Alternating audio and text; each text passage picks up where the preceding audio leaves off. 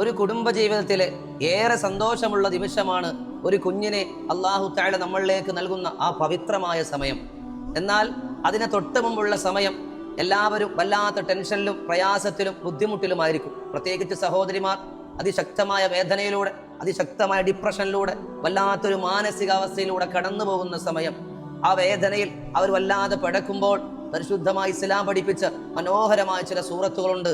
ഇത് ഫാത്തിമ റളിയല്ലാഹു അൻഹയ്ക്ക് പ്രസവവേദന അനുഭവപ്പെട്ട സമയത്ത് പുന്നാര ഹബീബ് സല്ലല്ലാഹു അലൈഹി വസല്ലം തങ്ങൾ ഉമ്മു സൽമ ബീവിയോടും സൈനബ് ബീവിയോടും ചെല്ലാൻ പറഞ്ഞിട്ടുള്ള പരിശുദ്ധ ഖുർആനിലെ പവിത്രമായ ചില സൂറത്തുകൾ. ഒന്നാമത് സൂറത്തുൽ ഫലഖ് പാരായണം ചെയ്യുക, രണ്ടാമത് സൂറത്തുൻ നാസ് പാരായണം ചെയ്യുക, മൂന്നാമത് ആയത്തുൽ കുർസി പാരായണം ചെയ്യുക, നാലാമത് സൂറത്തുൽ അറാഫിലെ 54-ാമത്തെ ആയത്ത് പാരായണം ചെയ്യുക, സൂറത്ത് യൂനുസിലെ 3-ാമത്തെ ആയത്ത് പാരായണം ചെയ്യുക.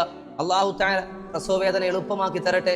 അല്ലാഹു എല്ലാ പ്രയാസത്തിനും റാഹത്തായി നല്ല കുഞ്ഞുങ്ങൾക്ക് ജന്മം കൊടുക്കാൻ നമ്മുടെ സഹോദരിമാർക്ക് തൗഫീക്ക് നൽകട്ടെ.